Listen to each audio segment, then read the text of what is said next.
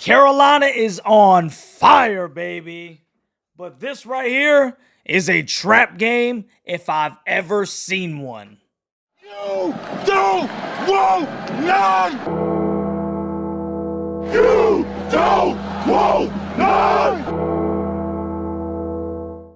What's going on, Tar Heel Nation? It is your favorite North Carolinian, Russ the Tar Heel. And in this huddle, baby, we're going to break down the upcoming trip to Atlanta for the number 3 North Carolina Tar Heels as they take on those pesky 9-11 Yellow Jackets, January 30th, 7 p.m. on ESPN. But before we get into the nuts and the bolts of that game, bro, let's take a look at the updated ACC rankings as of January 28th. And of course, at the top of the mountain, baby, sits those mighty Tar Heels from North Carolina with an unblemished 9-0 record. And then down here, down there, like kind of way down there, is Puke. That's stinking 6-2. Then we have UVA and FSU at 6-3. Fake is at 5-3. Syracuse, Miami, Virginia Tech, and the team that we just love to hate, NC State, at 5-4. Clemson's 3-5. BC and Pitt are 3-6. Notre Dame and Georgia Tech, the team that we're about to play, are 2-7. And Louisville is 1-8. So a little bit of backdrop here. Since 1998, the North Carolina Tar Heels hold a resounding 26 wins to 13 losses against the Jackets. The interesting stat here, however, is that during that span, UNC is 10-10 in Atlanta. So, playing down at the Pavilion against the Yellow Jackets has kind of been a tough place to play, if you will. I mean, it's a 500 record, guys. North Carolina and Georgia Tech have both played the following opponents: Florida State, Boston College, Clemson, and Pitt. The Jackets suffered a loss at Florida State, 82-71. They lost at Boston College, 95-87. They beat Clemson, 93-90. And they lost to Pitt, 72-64. North Carolina, they beat Florida State twice, 78-70 and 75-68. They beat Boston College in Chestnut Hill, 76-66. They won at Clemson, 65-55, and they won at Pitt, 70-57. Now, the Georgia Tech Yellow Jackets are averaging 72.8 points per game, and they're giving up 3 points more, 75.9 points per game. The North Carolina Tar Heels, on the other hand, they're averaging 83.1 points per game and giving up 69. Now let's take a deeper look into the Georgia Tech Yellow Jackets, and we start by looking at head coach Damon Stoudemire, who is in his first year as the Georgia Tech head man. He has currently obviously amassed a 9-11 record, good or bad, for a .450 win percentage with the Jackets after posting a 71-77 record at Pacific. The Yellow Jackets leading scorer is 6'6", 180-pound junior guard Miles Kelly, who is averaging 14.2 points per game, 5.8 rebounds, and 2 assists. He's shooting 35.4% from the floor and only 27.9% from 3. Then there's 6'3", 180-pound freshman guard Nathan George, who is averaging 9.2 points per game, 1.9 rebounds, and 5.1 assists, which is good for 43rd in the country. He's shooting 41.3% from the field and only 28.6% from 3. Then there's 6'7", 202-pound junior guard Kawasi Reeves Jr. I probably pronounced that wrong. I haven't heard anybody pronounce this stinking first name, so if I said it wrong, I apologize, bro. But we'll just call him K, all right? Reeves Jr., who's averaging 11.8 points per game, 4.1 rebounds, and 0.8 assists. He's shooting 44% from the floor and 40.2% from three. Then there's 6'9", 214-pound freshman forward Baye Ndongo, who is averaging 13.3 points per game, 8.6 rebounds, which is good for 64th in the entire country, and 0.9 assists. He's shooting 60.4% from the field and 37.5% from three. And last but not least, there's 6'7", 226-pound Tyshawn Claude, who plays forward, who's averaging 5.1 points per game, 4.9 rebounds, and 0.9 assists. He's shooting 52.2% from the field and only 14.3% from three. Tech had at least 9 players log at least 11 minutes or more in their 91-67 loss to Virginia Tech, which was their last game.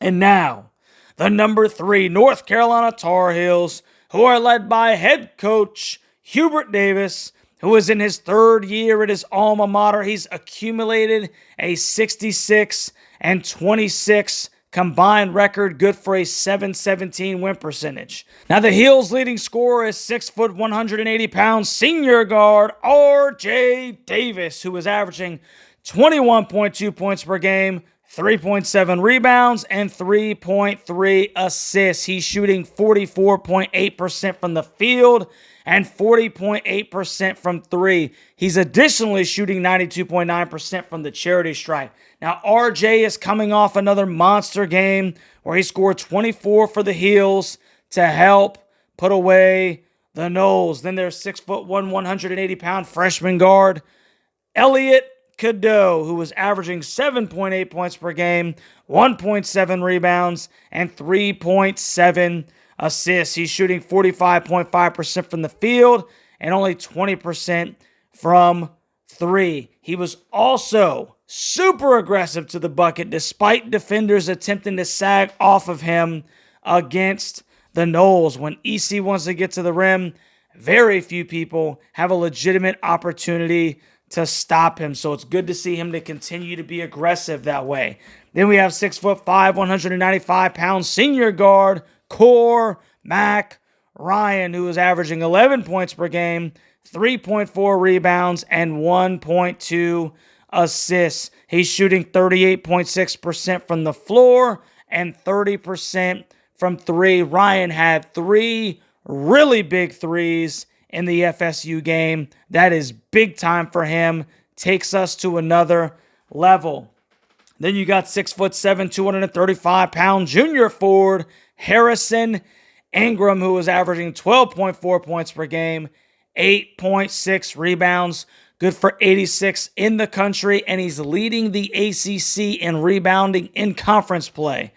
2.5 assists. He's shooting 43.3% from the floor and 41% from three. Harrison had 13 and 17 against the Noles. You cannot say enough about this kid. So, next, 6'11", 240-pound preseason All-American Armando Bacot, who was averaging 13.6 points per game, 10 boards, tied for 13th in the country, and 1.5 assists. He's shooting 53.4% from the floor and 79.2% from the stripe. Mondo has had back-to-back 5-point games. So it will be interesting to see him attempt to get back to his old ways against the Jackets. Also keep an eye out for Seth Trimble, Jalen Withers, and Jalen Washington as the Heels' main contributors off the bench. So now that we've looked at the tail of the tape, let's take a look at Russ's 3 keys to victory. Key number 1, all gas from the tip. North Carolina is coming off a hard-fought win over Florida State in Tallahassee. That was figuratively a fist fight. Not only was that a fist fight, but the game prior to that was a fist fight. But you have 9-11 Georgia Tech sandwiched between that FSU team and Puke in the Dean Dome.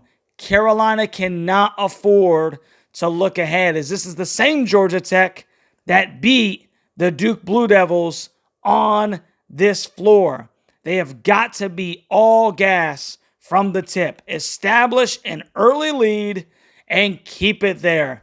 Let's get to those double figures in the win column, baby. Key number 2, look out for the Jackets number 2. You say, what does that mean? Miles Kelly is the Georgia Tech Yellow Jackets leading scorer, but the guy that can set the pavilion on fire is Ndango. This guy is tenacious for a freshman. He is a high riser, baby, that can come baseline and put you on a poster if you let him pick up a full head of steam. Watch out. But that's not all. You cannot leave this kid open, because he will make the open 3-ball. He'll make you pay from out there as well. You've got to stay in Ndango's chest. Lean on him. Make him work on both ends of the floor. You've got to look out for the Jackets number 2. And key number 3, the block is hot. You guys remember that song. Armando Bacot has had a few elementary games as far as the stat sheet is concerned here lately. But trust me, he's contributed in many other areas. But this is a game where the Heels should consistently work through number 5 on the block. Georgia Tech has very little in reference to a player that is going to consistently be able to push him off his spot. Duke will be at home due to playing Virginia Tech a day earlier, so give them the film of the offense working through Mondo. It's time to get him going again anyway. And that'll take us to Russ's score prediction. Now, first, the ESPN matchup indicator gives the Heels an 88.2% chance at beating the Yellow Jackets in Atlanta. And I myself would tend to agree with that sentiment. The Heels have far too many options and are the more talented and physical basketball team. If they come in and they take Tech's soul early, they can quiet the pavilion and should coast to a fairly easy victory. I love the maturity of this team, and I'm trusting them more and more not to have a letdown against an inferior opponent. Give me the Heels to get 80 plus for the first time on the road this year. 85-67, Heels comfortably, and the Heels move to 10-0 in conference before they host the most wretched thing in college basketball, the Dukies from Durham. So let me know what you think about my score prediction down in the comments section. Tar Heel and Yellow Jacket Nation. Am I onto something? Or am I sitting at the end of the bench with my bifocals reading the most updated edition of Basketball for Dummies? Like, share, subscribe to the channel, and consider becoming a member of the Huddle Hooligans. It truly does help with the progression of the channel. I love all of y'all, but I especially love my fellow hooligans. There is going to be a live stream January 30th at 6:50 p.m. as we watch the Heels stomp on the Yellow Jackets. So you make sure you come and hang out with your boy as North Carolina moves its troops down south into Atlanta. I can't wait, baby. To all my North Carolinians and my Tar Heels across the world. I love y'all, and I'll catch you on the next one, baby.